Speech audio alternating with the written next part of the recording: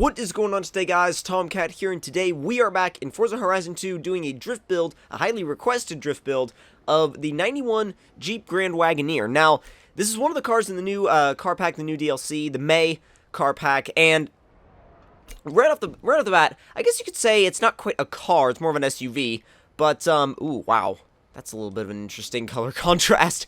But, as far as setting this thing up, I'm not exactly sure how we're going to do it as far as setups go, because I don't think that a normal, average, say, drift car setup is going to work for this thing. I mean, it may, you know, a standard baseline setup, it may work, but I'm not expecting it to be perfect right out of the gate like some of the cars that we build.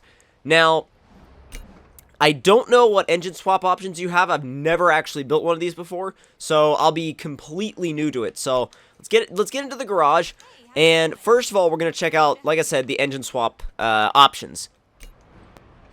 We've only got one option, well, two options technically, but the stock engine and a 6.2 liter V8. We can go with that for sure. Now let's see, drivetrain swap, absolutely converting it to rear wheel drive. And, oh yes, twin turboing that 6.2 liter V8. And now we can actually start the build. Now, I don't know, ooh, there is actually some options for that. We can leave the bumper on, or actually we can take it off, which I'm going to take it off just because of the fact that I want to kind of keep the weight down on this thing. Let's see. We can take the roof rack off as well. And I'm not sure how it's going to look without the rear bumper, but we'll see. That actually doesn't look too bad. Let's see. I do want to get the suspension out of the way, though, as well, first. The brakes and the suspension, particularly. All of the low. Oh, yes. Should get rid of at least a little bit of body roll. We aren't gonna do the weight reduction, since it's, like I said, we don't really need to in a drift car, or a drift build. Again, it's not technically a car, it's more of an SUV. But I think what I'll do is I'll leave the weight in because it might help with weight transfer, and I'll come back later on and maybe take some weight out if I have to. All of your standard driveline upgrades in, or drivetrain upgrades in, never mind. Diff, and let's see. Good to go as far as that goes. Now, the wheels and tires, I'm going to go with street tires because the stock compound is a little bit more of an off-road compound, and it doesn't really, I don't think it's really going to work that well. We've got 235s in the front and the rear stock. And we're going to upgrade the rear to a set of 255s. So we've got 255s in the back, 235s in the front, which is it's not that big of a split, but it's decent enough. And let's see, as far as wheels go, I'm not too sure because you don't really, I don't know, you're not generally seeing these modified into, I mean, you're seeing them modified into off-roaders all the time, but not into, I guess you could say, kind of a more street-based application. So kind of tricky to figure out what looks good on these things. Let's see.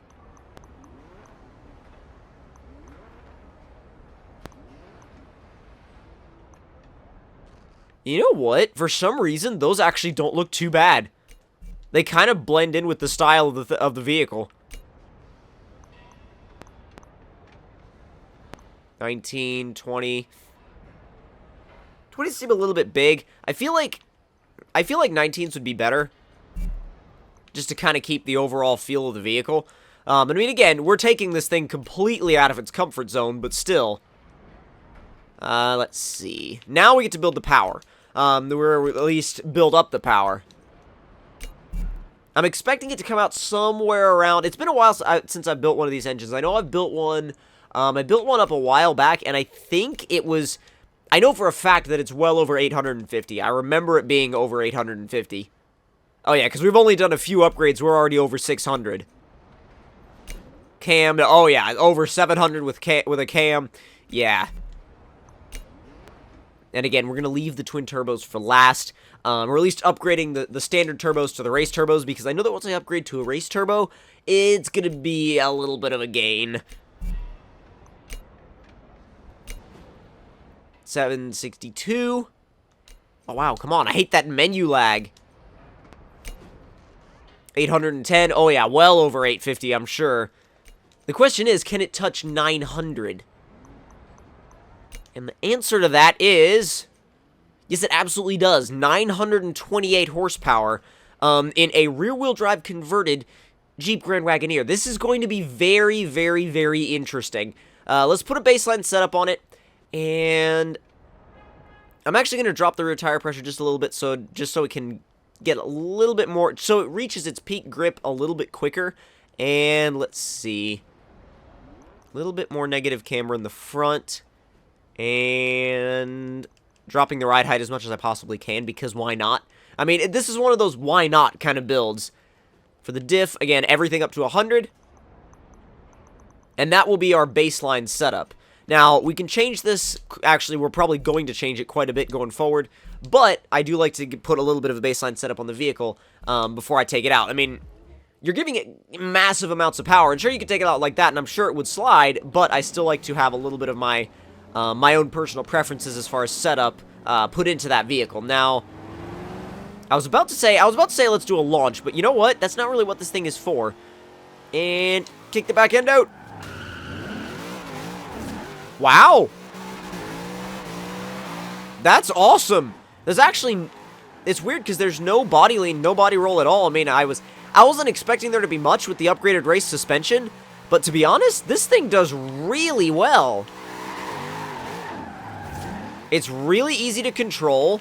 It's not trying to get away from you. It's not trying to make it difficult for you to make transitions or anything like that. It's actually a very simple vehicle to drift. Got kind of a classic muscle car feel to it, and even though it's more of an SUV, oh, excuse me. Anyway, even though it's more of an SUV, it still kind of retains some of those core characteristics that you would find if you like drifting older muscle cars. A little bit of a transition. Oh yeah, not hard at all. You could just choose exactly where you want to drift, and it'll just go right there. It's very, very smooth. It's very smooth. It's a very simple vehicle to drift, and I feel like it's one of those things that not a lot of people are going to try out, but the ones that do are going to absolutely love it. I mean, I think that it's not one of those vehicles that's an obvious choice. You know, you're not going to be going straight for the Grand Wagoneer if you enjoy drifting. I mean, you're going to go for I'm trying to think of something else from this pack that you would go for. You would go for, say just doing a setup change on the Z06. I mean, the Z06 in itself is kind of a drift car from the factory, but just a couple of setup changes, and you would have a ridiculous drift car without even changing the power. All you'd have to do is change up the setup of the car a little bit. Just going back and forth down the middle of the road. Manjis, it's very easy. Let's see if we can get... Is this that section I think that's really good for... Yes, it is. This section's like a little drift course. You kind of have to think that they had drifting in mind just when they designed this little section of the map, because it is awesome for sliding around.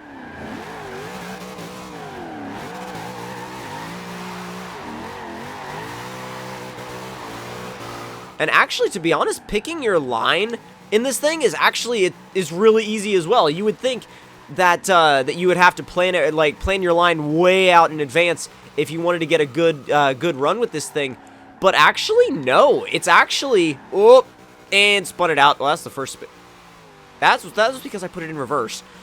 Well, apparently I wasn't paying attention to my gear changes is what I was doing. Keep it a little bit of a wreckage bonus. Not exactly what I was going for, but I think we can stick with it. We can go with it. Oh, wow. That was ridiculously close to ruining the entire combo. And transition back the other way.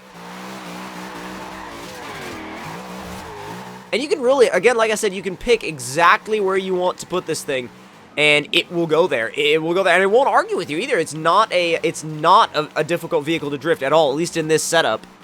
Or in this spec, I guess you should say.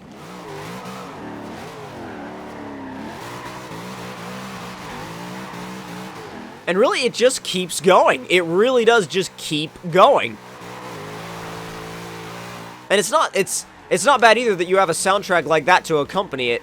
Now, I'm not sure what the stock engine sounds like. I never actually drove it with the stock engine, so I may go back later on and just see what the stock engine sounds like. I may buy another one to use as like a Storm Island build. If you guys want me to do a Storm Island off-roader build of one of these, then let me know, because I would love to. I think it'd be a lot of fun.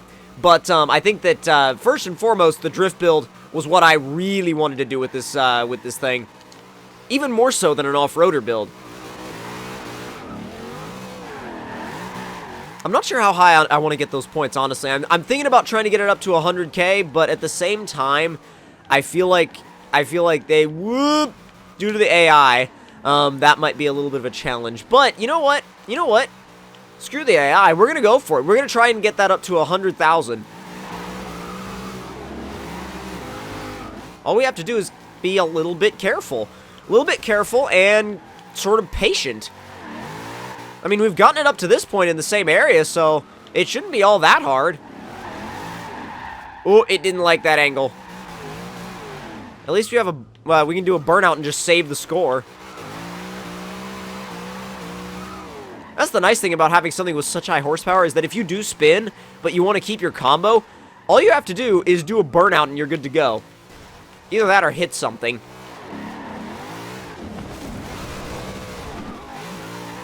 And sometimes you just do what you have to do to keep your combo going. It might not be pretty, but it's what you have to do, again, to keep those points up.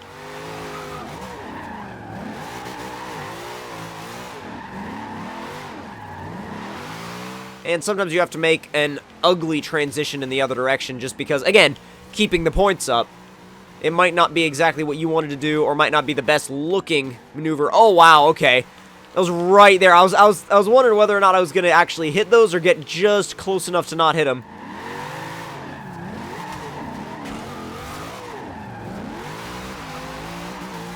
Come on. Nearly to 80,000. Oh my god. Oh, wow. That was insanely close. Too close, in my opinion. Little MR2. Transition back the other way. Down to third. Yeah, we'll have second for that. And a lot of the time, you can use... It's weird, because you can use weight transfer in this thing without having to rely on, like, body roll. It's got enough weight to it that it will just transfer from corner to corner. And you don't have to mess with the e-brake a lot, but at the same time, you also don't have to be concerned about body roll and whether or not it's actually going to come, like, out of control on you. But, I mean, really, again, really surprising. This thing would actually be really good as, like, almost like a drift battle car.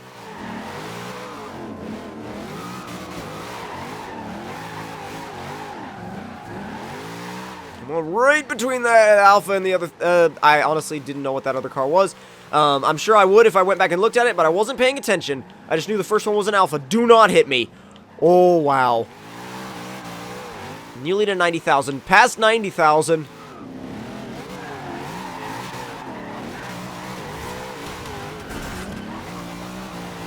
Nearly there. If I make this, this may end up being my highest scoring vehicle. I'm not actually sure.